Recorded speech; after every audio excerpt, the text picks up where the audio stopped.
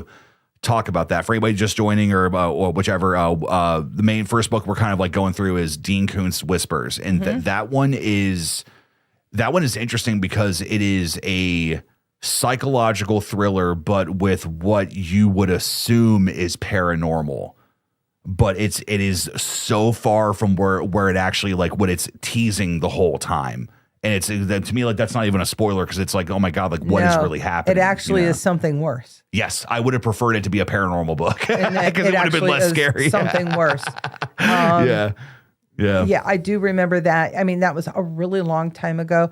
I kind of feel like they should have made a movie about that. Wouldn't that have been fun? There is. Oh, did you tell me that? Well, the thing is that I kind of did this thing where I did a little bit of a deep dive to see what I could find, and you can find it on YouTube. It's a made for TV, I think, probably a double series they put together. I want to say it's maybe like 2.5 hours or whatever. Maybe I just forget. But the thing is that from what I understand from seeing the comments, they were kind of like, they tried.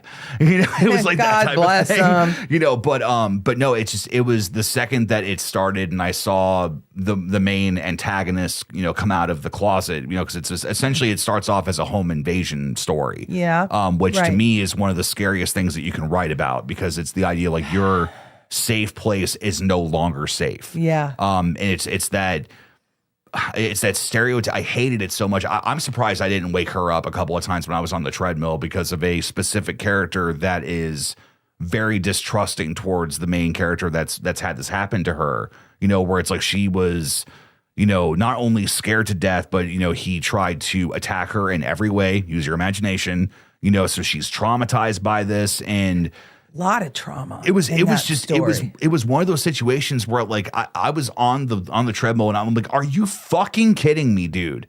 You think she made this up? Yeah. She did not make this up. This is not I do remember that frustration of like, nobody believes this woman. Mm-hmm.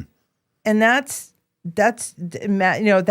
part of the whole stress of that story, in my opinion. Mm-hmm. And, I have to admit, I don't remember why they weren't believing her, but I do remember that was rough. Yeah. Like, and my first time reading, a story like that, I thought, I'm like, is this what you people go through? Yeah, right. Like, reading these stories, but Whispers is a good one. I was glad that was another one. And after that, she handed me another one, and I don't remember what it was. It might have been The Funhouse. Okay. Yeah. It could have been. Yeah. They seem almost kind of like cohesive with each other. Like not the fact that they're the same story by any means, but it's the fact that, I would say it for any of Dean's stuff, but even with like, I'm reading through Odd Thomas right now, and it's just like the pages are just flying by. Oh. Like it's like Dean is so easy to read. He's very easy to read. I didn't understand what you meant by that because I think it was a while ago we talked about it, but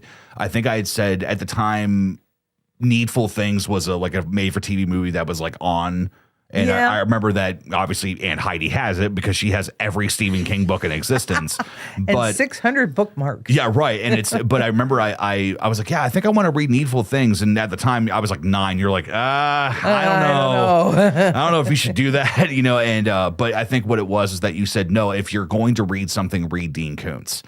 And it was kind of that moment of like, to me at that time, I thought, well, Stephen King is, the king. Why would I read anything else? And I'm finding that I appreciate both authors for different reasons. Yes. It's one of those that if I want a good, easy to read while I've had an edible that's like, all right, no, it's very easy to go with. But if you do that when you read Stephen King, you're in for a fucking ride. You know what I mean? I think if you do that with Stephen King, you're going to be Stephen King writing that book, probably. Oh, John Schuette's out of here. All right, buddy. Bye, John. Yep, take it easy. Thanks guys, for coming. We are still trying to figure out chat and stuff while we're doing this. So we're not ignoring you guys. We're just keeping the conversation going. So if people get noticed more than others, trust me, it's nothing personal. So, but no, that's so Funhouse is definitely one like that. That was kind of one that it felt like it was a little too on the nose for me when I read it. I'm like, okay, clowns, circus, or carnival, whatever. Mm-hmm. I'm still trying to figure out what the point of the book is.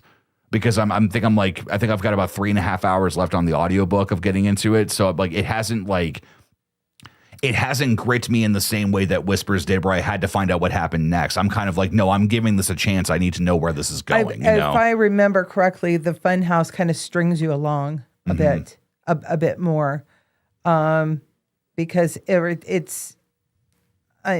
might be one of those that you think you know where it's going. Mm-hmm. And I've had that happen like twice, and I'm like, well, so far too, the things I thought is not happening. Yeah. There is also a movie called The Funhouse, and I cannot remember if it's based off of that book, but I swear it was Ben Affleck that was in that movie. Really? I don't know why.